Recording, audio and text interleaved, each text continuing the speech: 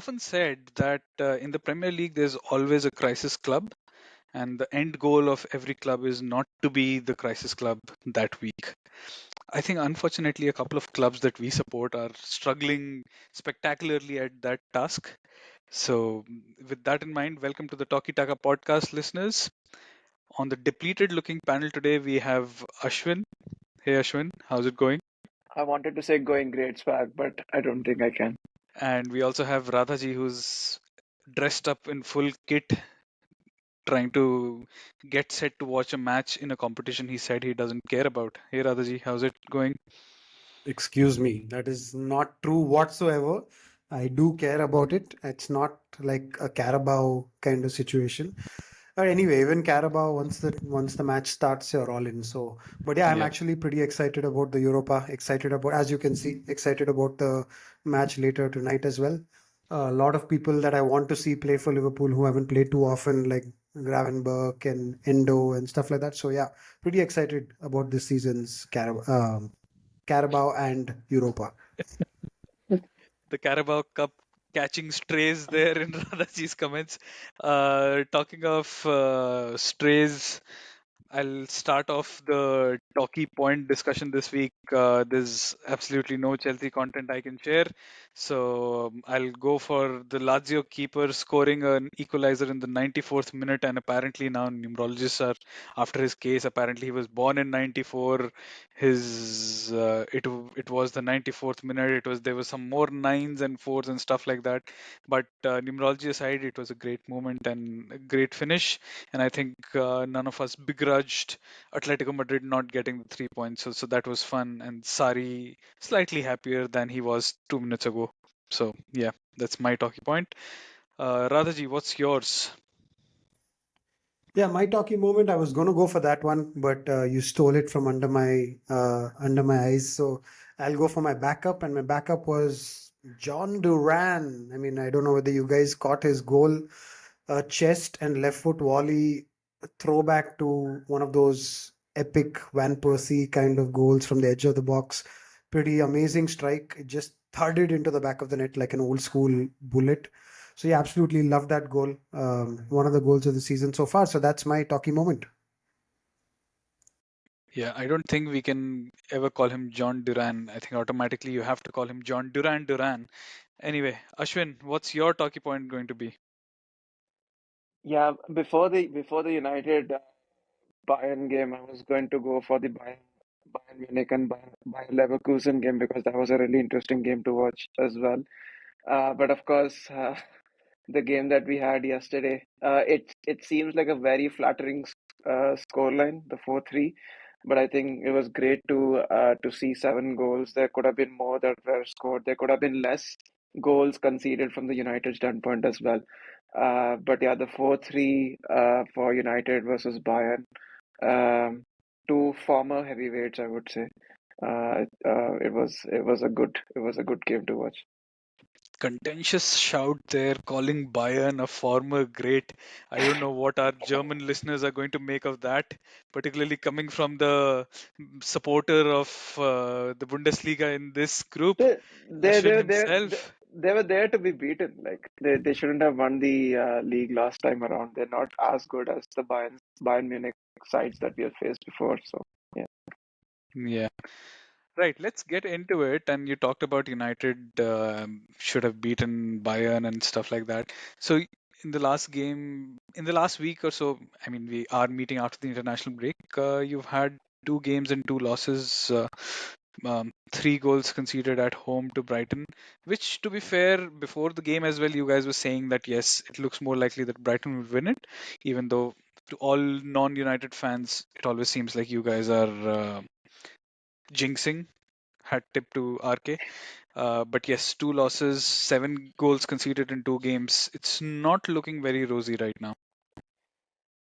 It's not. And there was this really funny stat, if I can call it, on social media that was doing rounds that United have released more statements in 2023 than away wins. So that doesn't read very well. I think everything that could possibly go wrong off field has gone wrong. Of course, with the Sancho situation, which we discussed last time out. Since then, we have had the Anthony situation as well. And then so many injuries are not helping at all because Ten Hag clearly wants to play a style, and that style requires our best players to be on the pitch. We don't have Mason Mount, we don't have Amrabat available. We are missing Varane, we are missing Shaw. Hoyland has just started a few games now, but he was also missing. So things are definitely not. The Brighton game was pretty telling in the sense that Brighton clearly looked like the much more drilled and trained side, and they got the win that they deserved. It could have been worse. I think Onana made a really good save towards the end. Although I have a few reservations over Onana as well, especially with what happened yesterday. We like the best part of last year. We have been talking about De Gea making all those howlers, and yesterday there was one howler from Onana. I know he has been bought for a totally different reason, but I mean that obviously changed the game quite a bit. Um, so I think yeah, it's definitely not going Ten Hag's way. I know a lot of fans are have now started comparing Ten Hag's reign with what it was under Ole. I think it is even baffling to do that because Ole clearly had a ceiling. Uh, but yeah, if the results are not going Ten Hag's way and they don't go his way soon, I mean, Premier League managers, their days are numbered anyways. So um, yeah, here's hoping that something changes. Yeah, so like about the game, the Brighton game, I think so. We've all been talking about it for the last few weeks. We've seen that video as well on doing the rounds on YouTube about the tactic that Brighton, the trap that Brighton sets.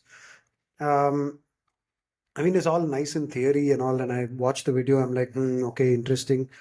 And I was looking for that during the game because in the past, United have had a few occasions where pressing has been weak and they have very easily been played through. Um, in these two games, including the Bayern game, I don't think the pressing was that weak. It was pretty decent, but there was a time where you could very clearly see the Brighton keeper and the central defenders just waiting inside their box and standing still, waiting for United to come onto them. And I was like, okay, this is a trap. And the first couple of times they didn't fall in, they stayed deep and they started the press maybe towards the near the center circle. But the first time that they actually fell, or that I noticed them actually go up to the keeper, keeper played a simple straight pass, took three United pressers out of the game, and lo and behold, like around 40 seconds later, Welbeck was tapping in the first goal. It's incredible how Brighton does this so consistently. When the play started, I'm like, okay, yeah, okay, fine. He's gotten through three players, but surely this can't end up in a goal. Like they can't be that good at doing this same thing. Then it happened again. This one was a little bit crazier. I think they ended up having some 50, 60 passes coming out from the keeper, and then eventually led to the goal, the second goal. That one was, I think, a very clear indication that United are not currently operating with the personnel that they would want. So for a lot of reasons, the pressing was weak. I think people were tired. I think Casemiro he looks a shadow of the Casemiro of last season. He just a lot of pressing for the sake of pressing. I think Rashford particularly just ran towards players without really cutting out any angles, without any energy, without blocking off passing lanes. Casemiro didn't even run; he just jogged up to the players. I Then think the simple there was a screenshot. I didn't watch the game yesterday. Just saw the highlights, but there was something being shared by some United fan pages where McTominay is dispossessed by Upamecano in the middle of the park, and then Upamecano starts running towards the United goal. And at the starting point, both of them are obviously at the same point in the ground, as well as the ref. And like within 3-4 seconds, it's Upamecano running away.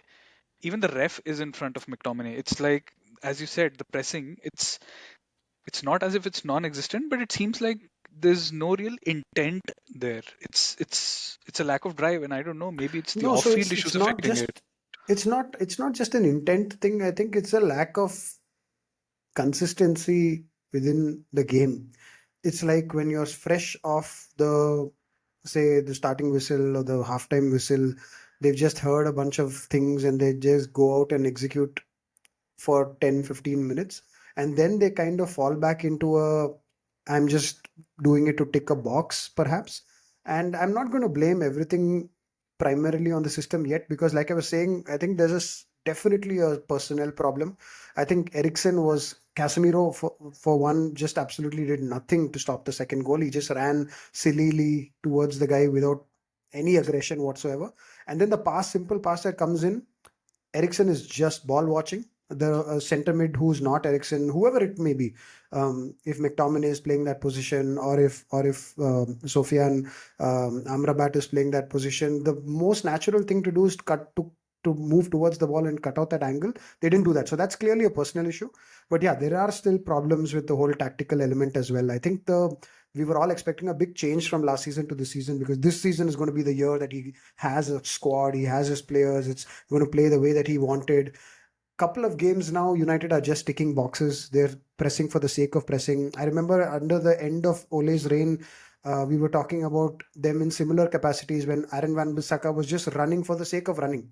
Like somebody told him you need to press, so he ran. But there was no combination of three people running, cutting down the angles, making it difficult for the player on the ball. And the best team to make use of this is Brighton. So I felt like they walked right into Brighton's trap and they didn't execute. And yeah, Brighton deservedly smashed them that day.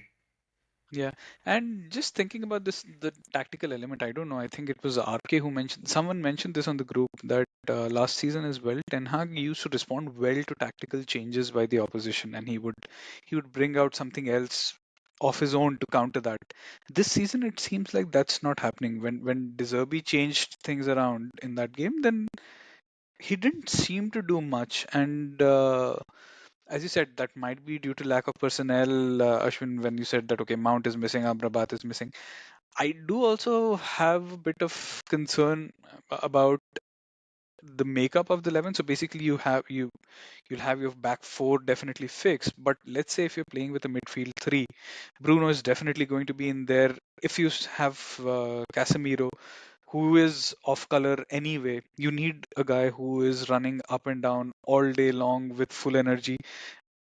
Mount is injured and he used to do that role for Chelsea, but I don't see anyone who's in a condition to do that right I'm now. not so convinced about Mount as well, because a lot of, I mean, maybe with more control and more possession, that'll be a less relevant ask. But the Yeah, last few games, they've needed a guy who's cutting down the angles and closer to their own goal. So is Mount that guy? I'm wondering whether Mount is actually the right fit for that role. I think Amrabat is a good fit there, but then where do you play Mount? Because like you said, Bruno is going to play. So is yeah. Mount then going to go back to the pseudo winger kind of thing that he played a bit for Chelsea? Then what about all the wingers that they have or all the attackers that they have? So yeah, I think there are a few question marks. I think everything will be answered once Sofian Amrabat is back and we see how they want to slot in together. Maybe just Casemiro's mobility is the problem. So are we even going to see a few games where Amrabat plays the six and Casemiro doesn't even play? I think a lot of questions will get answered. Currently, there are a lot of question marks for me to understand how exactly he wants to fit the likes of Casemiro, Amrabat, Mount. I think one question mark that's gone away is their number nine. I think the guy, he doesn't look like the most clinical or the best when it comes to, say, playing aerial, keeping the ball aerially and playing passes in at the final line as a target man. But his running is really encouraging. His pressing is really encouraging. And he does have the size as well, so he can pose a threat here and there. So I think that's the one big positive that's come out of all this. Just quickly before we move on, Lisandro Martinez is a worry for me too. I'm not, he's nowhere close to the level that he's been for the entire of last season. I think he's struggling a bit as well. Again, they don't have Varane, so maybe there's a lot of churn and that's causing good players also to underperform. So you can't tell anything until the players get fit again. But maybe they don't get fit again. Like Liverpool went through a large part of last season without having some people around. So you can't just wait and say that okay, once we get our players back, we'll become good. You need to find solutions. And I agree with RK. I don't think the solution, in-game solution finding is happening anything close to what we saw last season. I think the big issue that Ten Hag is kind of facing right now is aside from the in-game management, right? He's constantly has to think about the next issue to solve, right? That's what is happening. So you mentioned about Lisandro Martinez. That kind of originated from the fact that Rafael Varane is not there, so there's no one around him who's calming things down, and Martinez is known for those swashbuckling tackles, and he made quite a few of them even last night. And they were like those proper defender, hot-blooded kind of tackles that you would expect from him. But if you have someone like Varane next to him, right, that would bring in that composure that is needed. That isn't happening at this point in time. I am definitely worried. I remember like I had asked this question in the group during preseason as well. There was a goal that we conceded. I think Onana had come forward quite a bit and he was lobbed by one of the opposition players. And I remember posting in the group and asking, "Oh, are you guys worried about Onana?" And everyone was like, "He's fine. That's how he plays. That he likes to spray the ball around. He's probably one of those fifth defenders that we'll have. So I think we'll do good." So that is the strength he supposedly brings into the team. But like you said, the primary job of a keeper is to save, right? And keepers would always be held accountable for the saves that it did not make. He made a lot of good saves, even in the Brighton game and in the Bayern Munich game last night. The scoreline could have been much worse, but those are the saves you're expected to make, right? So at this point in time, and whether that is because of the fact that we don't have the right personnel in the right positions, maybe we are not able to get the best out of Onana.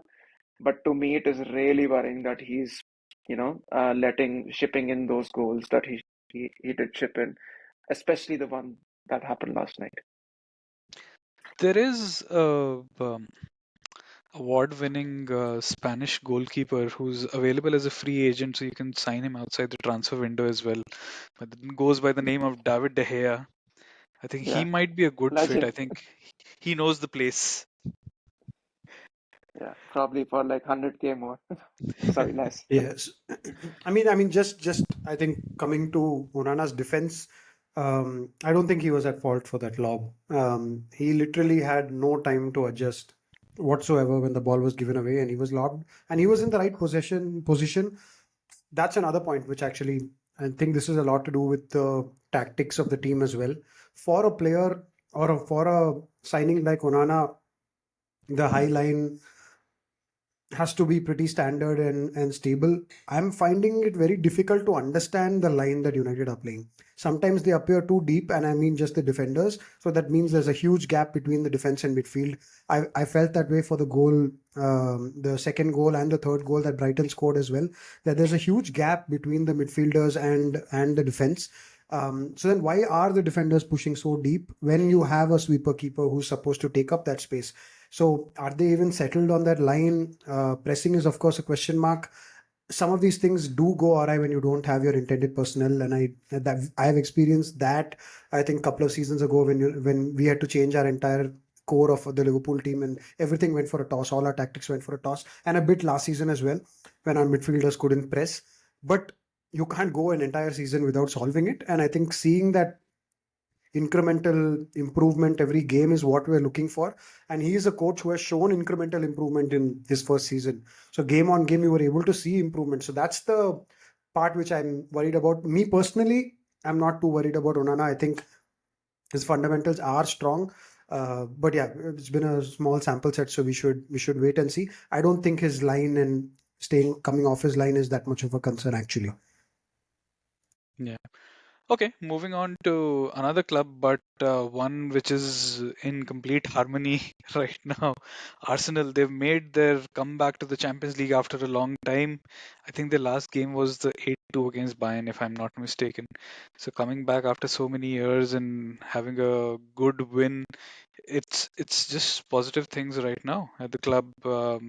Even in the Premier League, they seem to be doing well. They beat Man United. They are comfortably in the top four. It seems like, yeah, either they'll probably end up second again, or they might push to challenge Man City if things go their way. We'll see.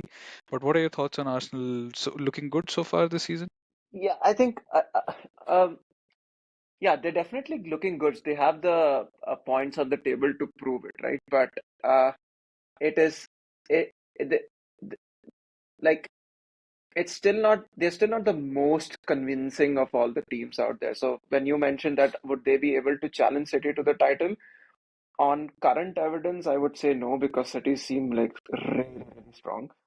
They got a 1-0 win over Everton, and Everton, with all due respect to all Evertonians, including Radha, I don't think they are like, the team to beat out there, right? So, and even the United game, I know they got the win. 3-1 is a, really good score line, but like they got it towards the end.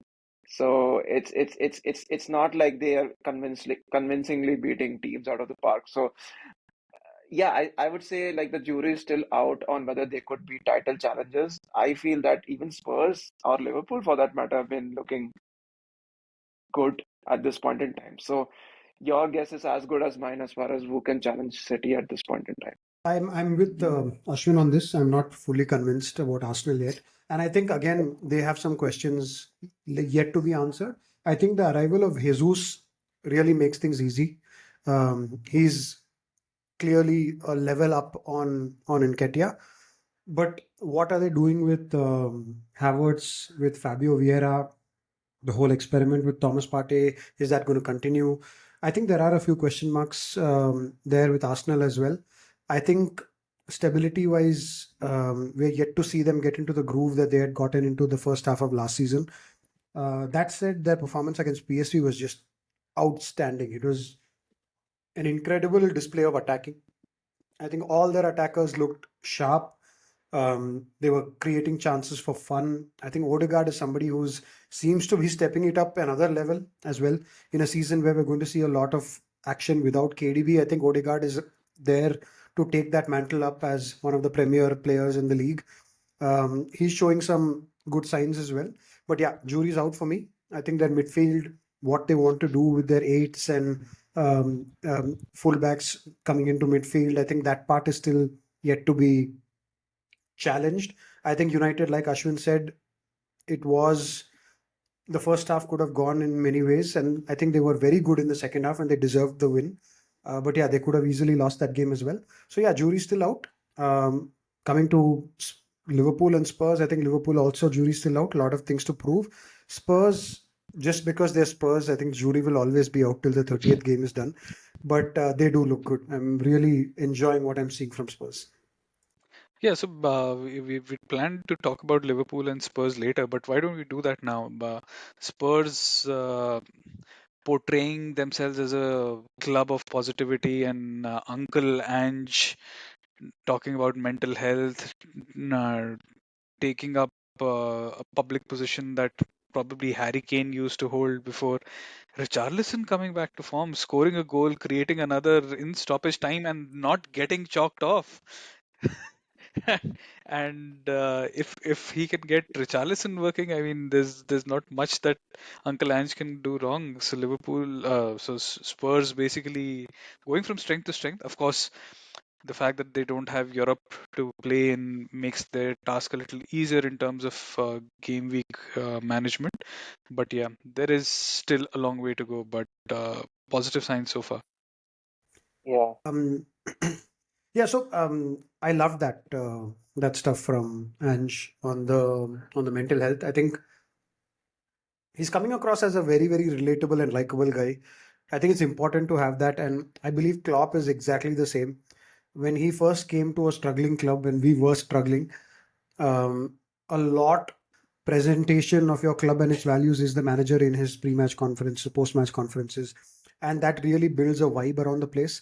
So Liverpool fans were totally behind everything that Klopp said. So he, in one of his things, he talked about turning doubters into believers. A little later on, he talked about, mentality monsters. It's these kinds of little things that the fans really latch onto, and they just go all in behind, and it directs the fans' um, excitement and passion in towards the team in a positive manner.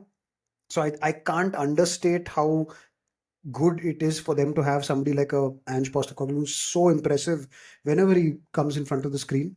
Then you come to on the pitch. I mean, uh, I although my fantasy Premier League took a beating because Madison didn't do shit, Spurs are they've looked really good, creating a lot of chances. And this weekend, they pulled it out of the hat as well. If they start pulling some of these off, and it's only going to build their momentum and their self belief. And as we saw with Arsenal last season, momentum and self belief is everything in this league. Like if you have a squad of good players, the difference between being a seventh or eighth place team and being in the second or third spots is that small. You just have that go on a high momentum run with very few distractions, and you keep delivering results when you're playing well and when you're not playing so well. I think it's one to watch out for. I think I mentioned it a couple of weeks ago. I'm definitely watching out for Spurs. Don't underestimate the feel good factor and its impact on the football as well. Okay. I think with Spurs, this is a classic example of, what happens when when you're not playing under pressure. Like there's not too much expectations from them for this particular season. They're not playing in Europe, so they have lesser games to play. They have some really hungry and young players. They want to get out of the Harry Kane shadow as well. So I think that is definitely working out. And also they have had a really kind fixture list.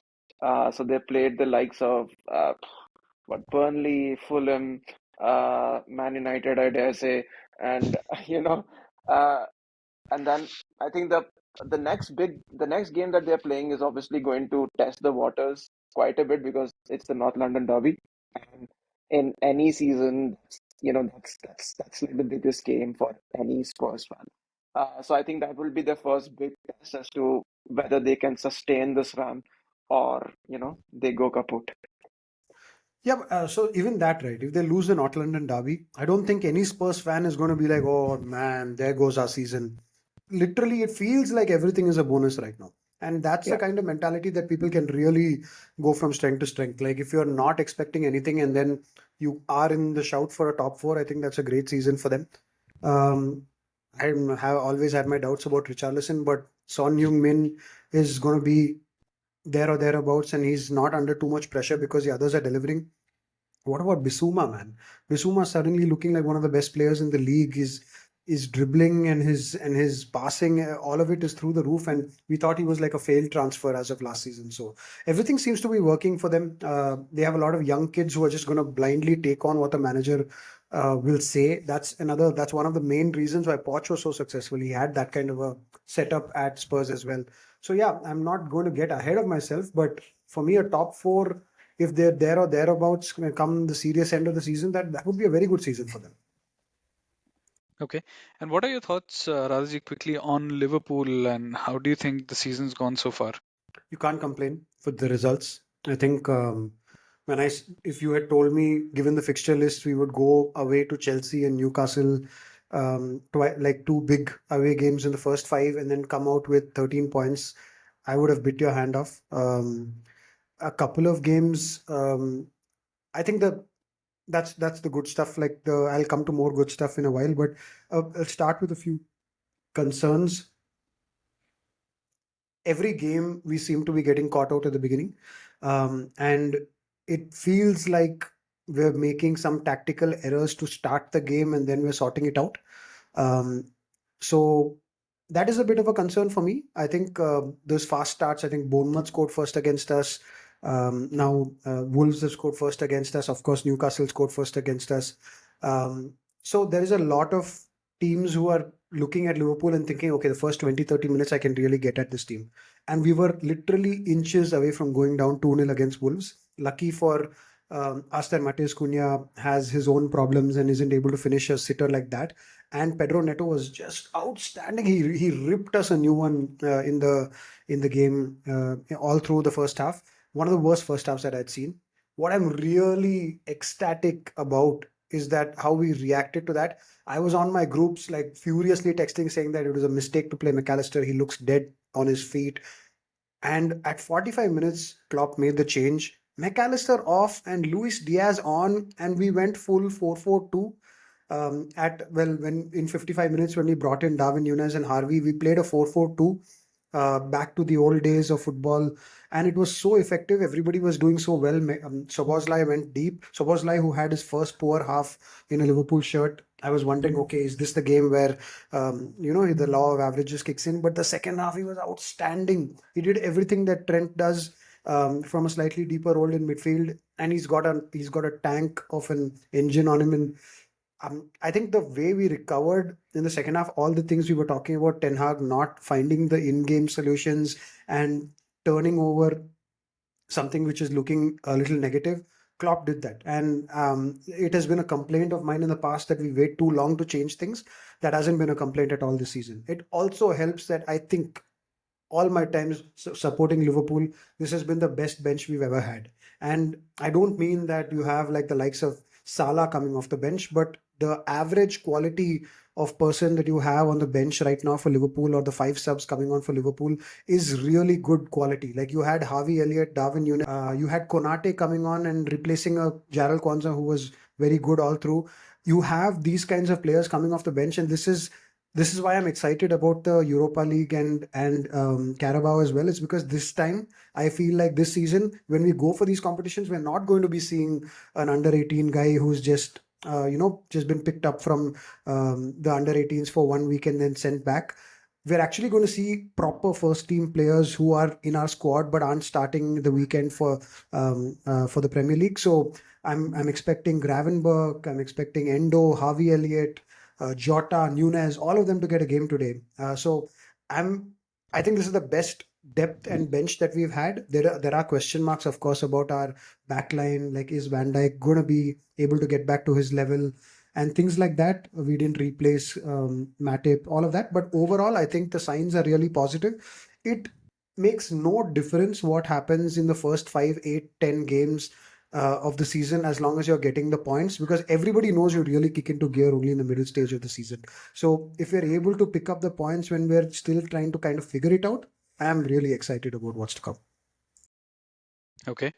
And before we talk about Chelsea, which I'm not looking forward to, any FPL tips or disasters? I keep forgetting that I want to mention Ward Prowse in there because the moment his transfer came about and he was available, I picked him up in draft and now I put him in fantasy as well. He's a steady bet, right? When it comes to points, he'll at least have he'll play the full game and he'll have a chance at one of the set pieces all the time. And West Ham as a team are good playing to those kinds of strengths, particularly with a fit and firing Michael Antonio. So that's one of my shouts.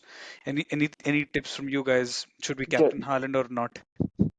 just one thing on Ward-Prowse and West Ham. Now that they're finishing, or they plan to finish about Liverpool, he better be firing in all cylinders because you need that. Mikel Antonio with a nice motivation for the Liverpool players ahead of the weekend. I mean, I'm waiting for it. Let's go. If we needed any motivation, it's something like that. But yeah, coming to tips, well, I can give you what not to do. So this week in my FPL team, I made two subs, and I removed Trent because he wasn't going to play, and I removed Mbuemo, and I brought in Madison and Chilwell, and I captained Madison, and the two of them together gave me a grand total of 2 points. And by not captaining Holland, I also lost out on 6 points, and I'm 5 points off the top of my league. So yeah, I'm not the person to listen to for tips this week. Well, I used my wild card and I scored a grand total of 45 points with my wild card when the average was 44. So I'm guessing Paul Preston isn't exactly quaking in his boots when he looks at the table and looks at the pedigree of players, at least this week. Hopefully this Saturday is going to be different. But yeah, On my draft, though, I did manage to get Pedro Neto and Enzo Fernandez in, and I'm pretty excited about those. Pedro Neto is the most creative player so far statistically this season, creating a lot of XG and XA. F- um, and playing for a team like Wolves, he's already leading the league in assists, playing for somebody who can't score a goal. So that's I think a good win for me. I got him in for Fabio Vieira and Trossard. Enzo as well, I'm hoping, and this I'm going to rely on you, Chelsea boys. I'm hoping that they start scoring eventually. I mean, I just don't know what to say. They missed so many chances, man. Oh If man, anyone is looking for any tips, the only tip that you need to keep in avoid the mind Chelsea is, players. well, that and Captain Haaland. That's it. Yeah, The man is made for FPL, and the City fixtures are looking so good over the next few weeks. Anyways, Forest at home. yeah. He's going to be That's chopping down some trees there. But yeah, talking about Chelsea FPL assets and otherwise that Nico Jackson miss, which has been memed to such an extent by people on Twitter, just keeping expanding the goal and saying that okay, he would have hit the goal if it would have been 350% bigger or 375% bigger, something like that. But it's crazy, man. I think it's different from what's happening at United in terms of the fact that there doesn't seem to be off-field drama apart from if you consider what's apparently Trevor Chalobah has been frozen out and he's posting some um, self-inspirational things on his Instagram. But apart from that, the squad seems in harmony. But yeah, there's just nothing happening on the pitch. It appears as if when Abramovich left, he left some sort of hoodoo. Forget about Paul Pogba and his brother doing hoodoos on the Manchester United pitch. It's probably Abramovich who's laid a stake at Stamford Bridge and saying that no one's going to score any goals.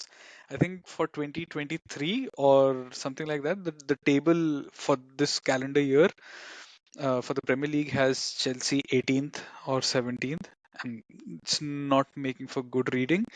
We have enough players. I dare say, we have hungry enough players who want to succeed, particularly because they're young and they want to make a name for themselves. But it's just not clicking. Definitely, the injuries don't help. You build your attack around Nkunku in the preseason, then he gets injured the last game, and he's not available yet. He won't be available till the end of the year. Then Reece James is out, but that's something we should be prepared for because he's always missing games, and that's not a new thing. And if our finishing was such a concern that we felt that okay, Nico Jackson is probably one for the future or inter one for the mid to long term solution cases, then maybe we should have gone for a Vlahovic or someone who's proven to be a goal scorer. I know I jinxed him when I said that he scored a goal or something like that, but yeah, it's a bit odd in terms of nothing seems to be coming off for Chelsea. There doesn't seem to be a lack of intent, but there's just nothing that seems to be coming off. So yeah, that's my rant. Well, that was a pretty docile rant, if I do say so myself. And I think we are going really close to a prediction coming true of a panic buy of Ivan Toney in January. Mhm. What do you think about that? Because it's very clear that the chances are getting created, and it's also very clear that they're not getting taken. And as much as Nico Jackson is really positive, and you have a lot of nice things to say about the way he plays and the chances he creates, you got to start scoring them at some stage. You can operate at a little lower than XG, but you have to start scoring some Yeah, goals in such games. Nil-nil like this weekend was a definite loss of 2 points. I'm just concerned. Apparently, there was this news that Boli will only has only been considering players who are 24 or 25 and below, and that is the reason why James Madison was not purchased this summer because he's 26. So I don't know if Todd Bowley's taken some inspiration from Leonardo DiCaprio because if that's the case, Ivan Toney is 27, so he's not getting bought. he seems like a very rich Arsene Wenger. Yeah, because Yeah, Arsene Wenger is the McScrooged to Boli's billionaire. But yeah, I mean that's a good point actually. That his age is something that is going to come into it. They're very clearly going young, and but yeah, that's the criticism of this strategy, right? Like, Hmm, where's the mix of experience in all the departments? So Thiago Silva, yes. You have maybe Chilwell is considered experienced, yes. In midfield, I don't know whether you can even call somebody like Enzo experienced. Caicedo definitely not. So you need at least some leadership across the team, across the spine, and at forward they definitely don't have that. At midfield also they arguably don't have that. So yeah, there are some question marks about. I think a couple of exceptions are required. Somebody with pedigree, somebody with who can serve a role for 2 3 years. I think that can be a very big difference for Chelsea.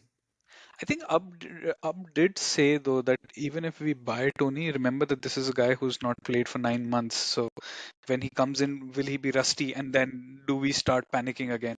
Because as it is, I think right now we've got Jackson and Kunku is out, obviously. If Jackson gets an injury, Broha is still not completely fit. I don't know who starts at number 9 then. If Jackson gets injured, and that is after £1 billion worth of spending. So of course the spending doesn't make sense if you look at it in that way because you've just ended up spending 120 on Caicedo. So yeah, a So bit. this is like going with such unheralded gems and expecting them to deliver success right from the go or get go. Success meaning at least the top four or something of that sort, and spending one or so many billions of pounds. It's a bit of a gamble. And if you're a gambling man, I think Ivan Toney's your man.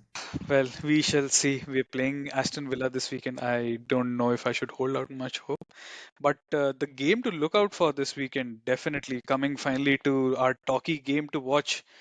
As Ashwin said, the North London derby, Arsenal versus Tottenham Hotspurs, both teams in great form. Who's going to give? Something's got to give. Who is it going to be? I'm gonna stick my neck out here and say I'm going Spurs. There's just too much positivity about Spurs so far. I'm loving it, everything that I'm seeing from them on the pitch as well. There's a lot of skill, a lot of excitement, a lot of passion in that play. All the youngsters are really impressive. I'm thinking this would be the perfect crowning moment for early crowning moment for Ange Ball. So yeah, I'm going Spurs this time. I think it's a tough one, for sure. And I can't believe I'm saying that about Spurs with, how they've been over the last few seasons. But I think I'm going for Arsenal. I think, uh, I know I mentioned that I'm not fully convinced with them at this point. I think this would be one of the games where they actually, make their mark and convince us that they are the real deal. Of course, they pushed City to the limit last season, so we know the mentality is there. Um, I'm gonna go for Arsenal, So they are especially at with Jesus home. back. They are at home, and you would expect them to win. So when I say Spurs, I'm considering even a draw is a win for for my prediction in that case. But yeah, I'm going for Spurs to get something out of that game. But yeah, I think I've gone for Spurs. Ashwin's gone for Arsenal swag. You can just cut right down the middle and say 0-0 draw. Yeah, no, I'm probably leaning more towards Arsenal just because of the fact that it's at home, and they seem to be in a habit of not giving up and keeping going till the end. And as you said during our review, that Jesus coming back seems to have a big impact on them. So I'm leaning towards Arsenal. Spurs did need a lot of stoppage time to beat Sheffield United at home, so I'm leaning Arsenal here. Yeah, I mean, there are a couple of other interesting games this week as well, right? So you called out Chelsea and Villa. I think that's going to be an interesting one. Villa look really dangerous with their wingers, lightning quick wingers. Watkins still hasn't got his scoring boots on, but they look really dangerous. Liverpool West Ham also is a big one. Yeah. And I think with all these comments from Antonio, etc., there's going to be some bark in the bite in this game. There's going to be a lot of needle on the pitch, so that'll be fun to watch out for. Yeah, I just want Darwin to start. I think another thing that was very clear from the first half against Wolves is that Gakpo and Jota both look to come towards the ball, and we weren't stretching the team anywhere close to enough. That all that changed immediately when Diaz came on and he was stretching the play so beautifully. When Darwin came on, we just doubled down on that and absolutely opened up Wolves. I just need Darwin to start, and definitely Diaz to start. Ideally, both. That will be a really, really tough challenge for the West Ham guys to deal with. Okay. On that note, listeners, I hope you had fun and you enjoyed this episode before the weekend's action. And let us know in the comments what your FPL picks are. Are there any obvious ones we've missed, or are there any hidden gems which could help Radhaji bridge that 5 point gap to the top of the mini league table? But on that note, we wish you a fond farewell, and hopefully, we'll see you back next week with a larger panel. Bye bye.